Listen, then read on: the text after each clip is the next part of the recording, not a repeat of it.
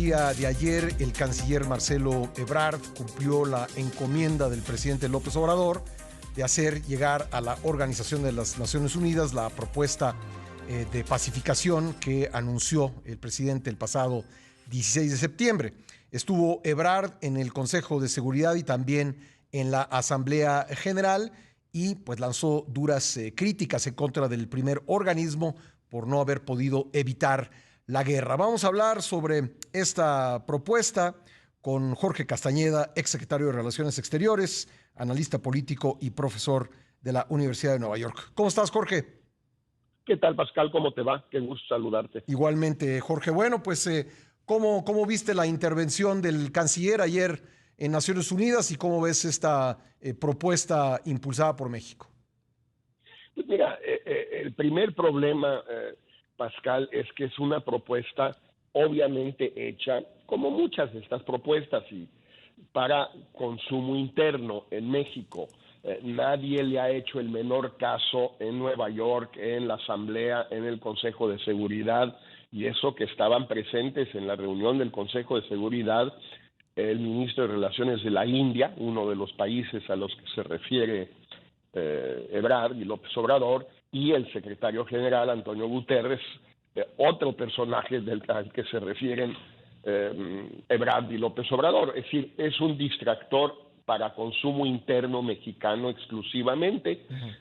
No es un mal distractor porque parece, pues confirma todas las tonterías que se dicen en México, que la gente piensa en México. Por ejemplo, Pascal, México, un país con vocación pacifista.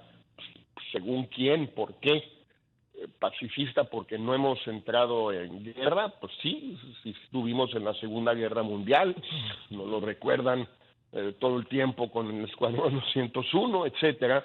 Pacifista porque somos un país no violento, pues tenemos uno de los índices de homicidios dolosos por habitante más elevados del mundo. Entonces, es una propuesta que, insisto, es sobre todo para fines internos.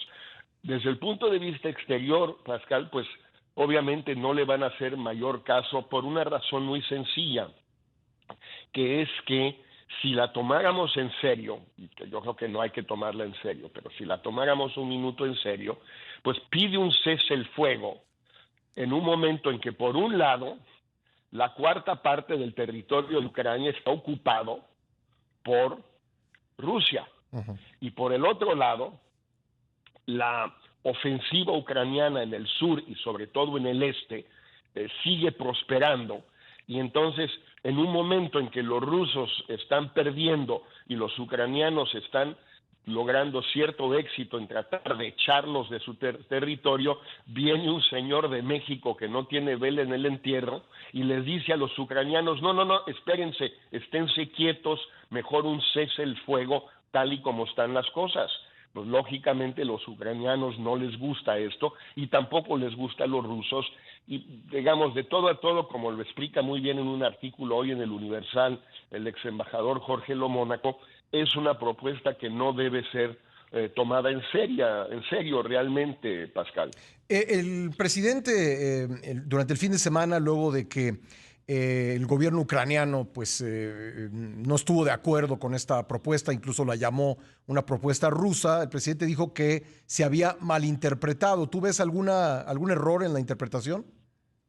Bueno, no hay ningún error. Es decir, cuando tú pides un cese el fuego en una situación como la que acabo de describir, y que además todo el mundo conoce porque todo esto pasa en la televisión casi en vivo, en tiempo real. Bueno, esa propuesta no se puede malinterpretar. Es una propuesta que dice, manténgase el statu quo, ahorita como está.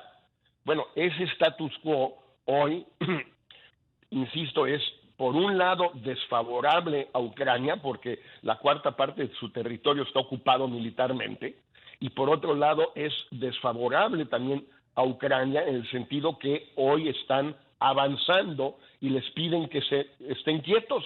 Pues no hay mala interpretación, es muy lógica. La pregunta que yo me hago, Pascal, es ¿de dónde vino esta propuesta? Y yo no lo tengo claro. Puede haberse originado en Palacio Nacional, con la gente que está ahí, que le ayuda a López Obrador o él mismo en estos asuntos internacionales. Me extrañaría un poco porque, por ejemplo, Lázaro Cárdenas es una persona muy sensata y que conoce estos temas, y me parece difícil que se le haya ocurrido a él semejante babosada. Puede provenir de la Cancillería para quedar bien con López Obrador en vista de las ambiciones presidenciales totalmente legítimas de Ebrard. O puede provenir de la misión de México en la ONU, que por sus propias razones esta misión, con los funcionarios de muy alta calidad que trabajan ahí, pues pueden haber pensado que esto tendría contento a Ebrard y a López Obrador, insisto, por razones de ellos, porque pues no se ve muy claramente de dónde viene semejante aberración, porque es lo que es, y veremos como todas las ocurrencias de López Obrador en materia internacional, que se acabe con la OEA, que los ricos donen parte de su dinero, etcétera, etcétera. Todo eso veremos muy pronto que desaparece la propuesta por completo del tablero, deja de existir. Le agradezco mucho a Jorge Castañeda que nos haya esperado en la línea para seguir esta conversación. Jorge, por último, respecto a este tema de la propuesta de pacificación para Ucrania, dices, pues no se le va a hacer mucho caso, igual que no se hizo caso a la propuesta para combatir la pobreza que presentó el presidente en el Consejo de Seguridad. Pero ¿tú crees que haya algún daño? Digamos, ¿se daña la imagen del país, la política exterior, con la presentación de esta iniciativa que por lo visto pues no estuvo platicada antes con ninguno de los protagonistas? Mira, no creo que haga mucho daño, Pascal, salvo en el sentido de que confirma la impresión de que pues es gente rara esta que gobierna en México, es gente extraña. Un presidente que nunca va, ya es su cuarto año que no va al debate general en la Asamblea General de la ONU, porque no va, un presidente que no viaja, un presidente que inventa propuestas sin pies ni cabeza, un presidente que dice cosas raras. Digamos, solo da una impresión un poco excéntrica, un poco tropical, un poco bananera, digamos, pero no hace ningún daño en cuanto a que no se va a enojar nadie que le importe mucho a México. No nos van a hacer caso, pero tampoco se van a enojar, ni los ucranianos ni los rusos, no tiene mayor importancia para ellos, simplemente lo verán como una ocurrencia más de un presidente tropical, así raro. Pero bueno, pues tampoco es tan grave, en efecto. Jorge, pareciera que hay otras o debiera haber otras prioridades de política exterior, y me gustaría preguntarte sobre algo que está sucediendo en la frontera. Se ha alcanzado un récord de personas detenidas tratando de cruzar sin papeles a Estados Unidos. Estamos pues ya muy cerca de la elección intermedia. Hay mucho ruido en Texas y otros estados donde se han estado enviando a los migrantes detenidos a estados con gobiernos demócratas. En fin, lo que ocurre en la frontera creo que es un tema, ese sí, de debate en el que México está involucrado. ¿Cómo ves las cosas? Mira, ese sí es un tema importante para México, Pascal, y es el tema que se debiera estar discutiendo en lugar de esta tontería de la propuesta de paz con la India en Ucrania, en fin. Aquí hay dos problemas. Hay el problema que ya existía de la migración mexicana y centroamericana, que viene, pues, digamos, que ha crecido de nuevo, pues, desde que llega López Obrador, más o menos, desde finales del 2018. Y es un problema real para Estados Unidos. No quiere decir que las políticas ni de Trump ni de Biden frente a este reto sean las correctas, ni mucho menos, pero ahí hay un tema de verdad. Y luego, ahora, estos últimos meses, o digamos los últimos 12 meses, hay un problema mucho más reciente y mucho más complicado para Estados Unidos y para México, que son los que tratan de ingresar o los que ingresan a Estados Unidos procedentes de Cuba, de Venezuela y de Nicaragua, en números elevadísimos. En el último año, los últimos 12 meses, Pascal, han llegado a Estados Unidos 185,000 cubanos. Es mucho más, 50% más, que en el Mariel de 1980. Es una cifra astronómica. Los números venezolanos también son elevadísimos.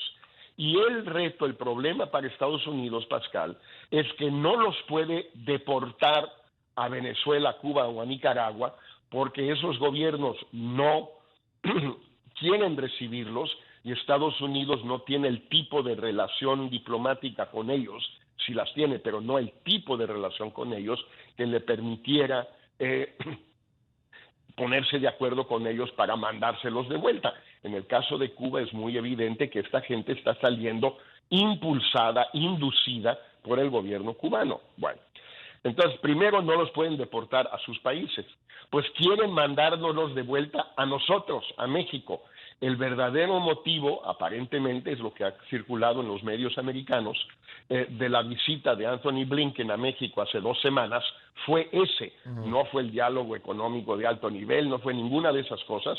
Fue para pedirle a México, a López Obrador, que aceptara a los cubanos, los venezolanos y los nicaragüenses.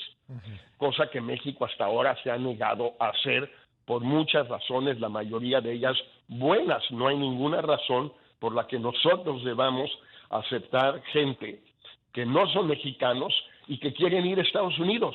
Pues entonces, ¿por qué México? Bueno, es que entraron desde México. Pues sí, pero antes de México entraron por Guatemala, por El Salvador, por Honduras y por Nicaragua.